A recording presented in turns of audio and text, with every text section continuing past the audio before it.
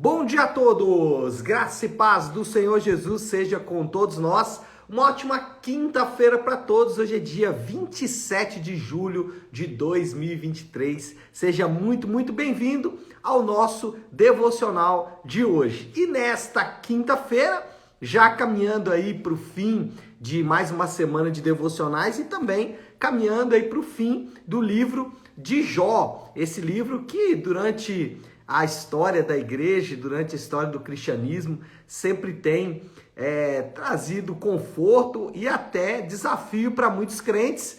Muitas pessoas gostam muito do livro de Jó. Nós estamos terminando aí então a leitura desse livro. E hoje o tema do devocional é a resposta de Deus. Ontem nós falamos de algumas respostas que não eram respostas e hoje nós vamos falar da resposta de Deus, que eu já vou adiantar.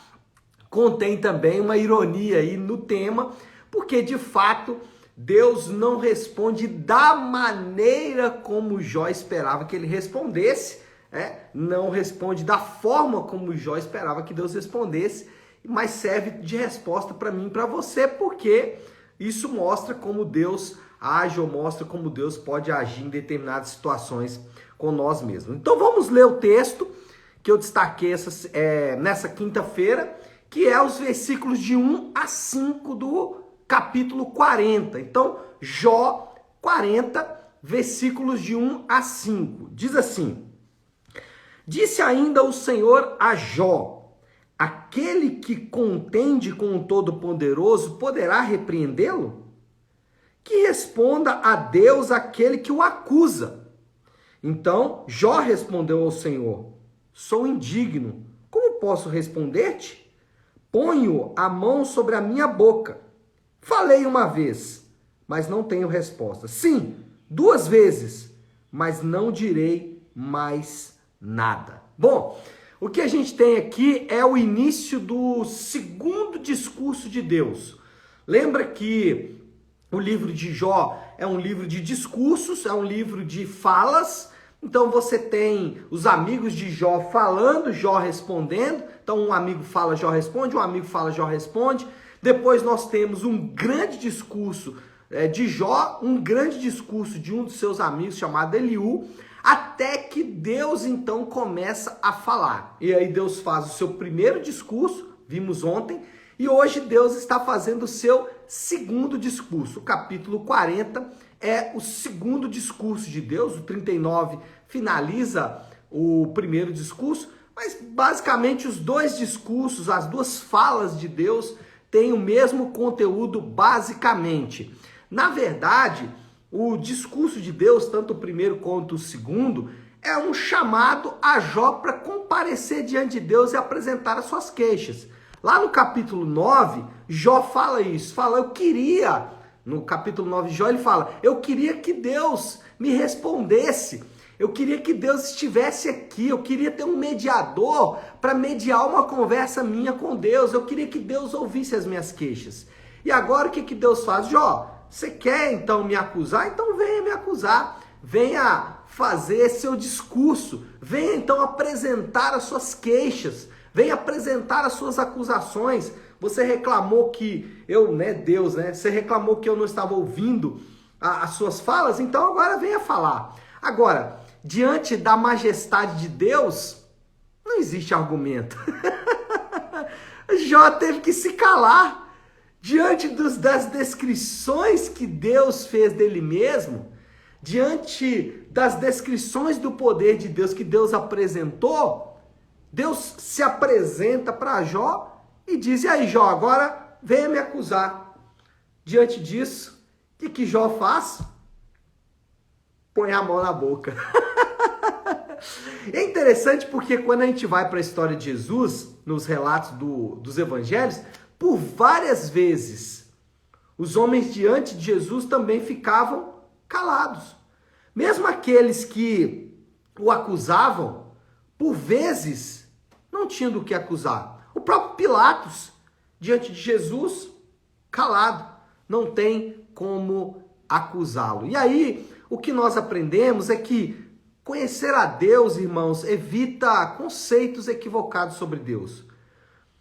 Muitas vezes nós temos conceitos sobre Deus, já vi até irmãos dizendo, né, que brigou com Deus, que questionou a Deus, irmãos que, por não conhecer a Deus, têm conceitos de Deus equivocados sobre a divindade. Jó era um desses. Jó ele tinha um conceito de Deus e ele se queixa com Deus, até que Deus se apresenta para ele e ele fica literalmente sem palavras. Ele é chamado diante de Deus para responder ou para fazer as suas queixas e fica calado.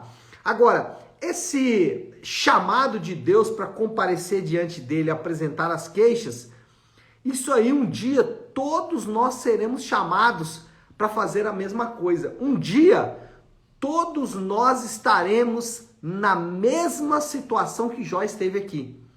É claro que aqui ainda não era o cenário do julgamento, não era o chamado juízo final, que a Bíblia afirma que irá acontecer, ou seja, um dia todos os homens estarão diante de Deus para responder diante de Deus sobre cada uma de suas palavras. Então, aqui nós temos um prenúncio, né? Uma espécie de espelho mostrando que um dia todos nós estaremos nessa situação. E Cristo é a única justiça que nós teremos para apresentar diante de Deus. A única justiça cabível. Fora de Cristo, nós seremos considerados injustos. Então, o que Deus fez com Jó, um dia vai fazer com todos. E aqueles que se livrarão são aqueles que têm fé em Cristo. Aqueles que colocam a sua confiança em Cristo poderão se afastar ou poderão ser inocentados nesse grande juízo. É claro que quando Deus fez isso, quando Deus chama Jó para essa conversa, quando Deus chama Jó para poder falar sobre as suas queixas, Deus não queria afastar Jó. Deus não queria que Jó ficasse mais distante dele. Deus não queria produzir o que muitas vezes é produzido, uma fé fria, uma fé árida, né? Uma fé vazia. Não, o que Deus queria quando chama Jó para esse tribunal, para essa conversa, Deus não queria afastar Jó. O que Deus queria era ter um relacionamento com Jó. Deus queria relacionar-se com Jó. E para relacionar-se com Jó, o que Deus queria fazer? Deus queria tornar-se conhecido. Quando Deus chama Jó para essa conversa, ele se revela para Jó. Ele diz quem ele é, trazendo Jó para próximo e não afastando Jó. O que Deus queria é que Jó tivesse uma fé viva. O que Deus queria é que Jó tivesse uma fé verdadeira. O que Deus queria é que Jó tivesse uma experiência com ele e não se afastasse dele. É interessante que quando Jesus veio à Terra, ele deixou-se conhecer de todas as pessoas. Jesus, ele deixou-se conhecer dos ricos. Jesus permitiu que os poderosos o conhecessem. Jesus permitiu que os pobres o conhecessem. Jesus permitiu que os doentes o conhecessem. Jesus permitiu que as prostitutas o conhecessem, os ladrões o conhecessem. Todas as pessoas Jesus permitiu que todas as pessoas o conhecessem. Por quê? Porque Deus, ao manifestar a sua glória, ao manifestar o seu caráter, Deus não quer afastar os homens, Deus quer aproximar os homens, Deus quer trazer os homens para mais próximo. O livro de Jó é um livro que ressalta a soberania de Deus, um livro que ressalta o poder de Deus, como nós vimos, mas também é um livro que chama os pecadores para o relacionamento. Lembra do que Jó, né? Amanhã nós vamos falar sobre isso, mas só para relembrar e adiantar um pouco aqui, depois de tudo que Jó passou, lembra do que Jó disse? Eu te conhecia de ouvir falar, agora os meus olhos te veem, agora eu tenho um relacionamento com você.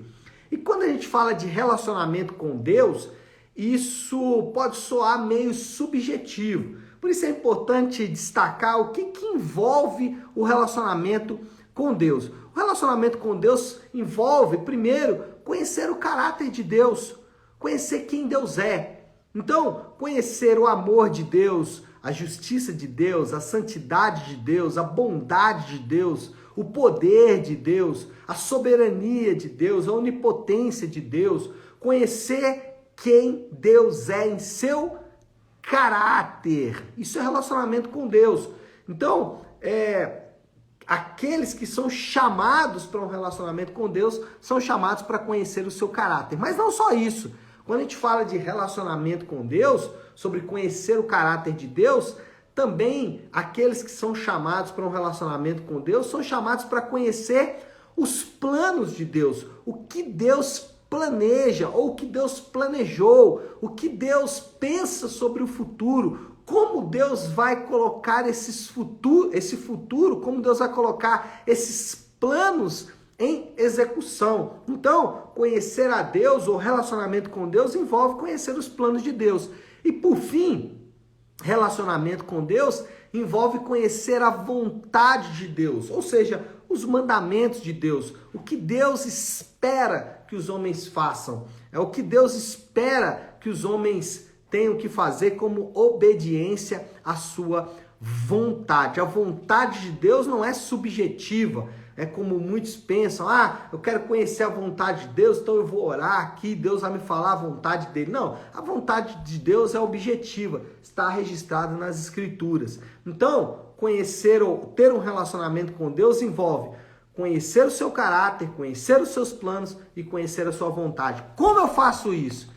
Através das Escrituras. Não há outra maneira a não ser através da palavra de Deus, da leitura, da contemplação e da aplicação da palavra de Deus. Agora, o que acontece muitas vezes é que conhecer a palavra de Deus pode nos tornar áridos, pode nos tornar muito áridos mesmo, não consigo encontrar aqui nenhuma outra palavra melhor para explicar, mas é árido mesmo, né? Muito frio, muito calculista, muito pragmático. Então, por isso que o tempero, e aí é interessante porque o tempero do relacionamento de Jó com Deus eram as suas experiências. Talvez Jó até tinha ali algum conhecimento do caráter, dos planos e da vontade de Deus.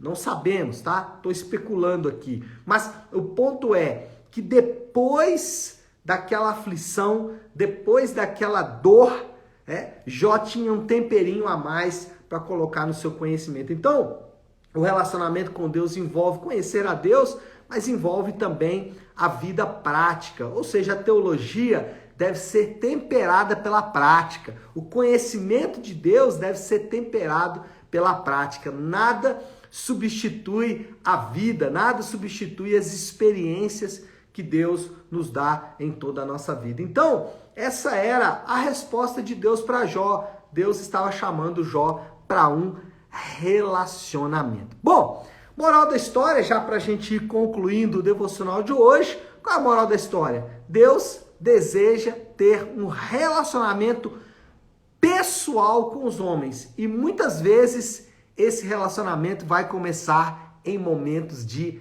aflição. No caso de Jó, Deus já tinha um tipo de relacionamento com Jó, mas depois do momento de dor e aflição, esse relacionamento tomou outros contornos, esse relacionamento adquiriu outras cores. Então, a aflição foi aquele tempero que deu ao relacionamento de Deus com Jó uma nova dinâmica, novos contornos. E isso pode acontecer com várias pessoas. Todos nós conhecemos pessoas que em meio às aflições buscaram a Deus de uma forma que não haviam buscado antes. Então, muitas vezes a aflição que você, que eu, que nós passamos, ela serve para nos aproximar de Deus. Mesmo que seja aproximar de joelhos, né?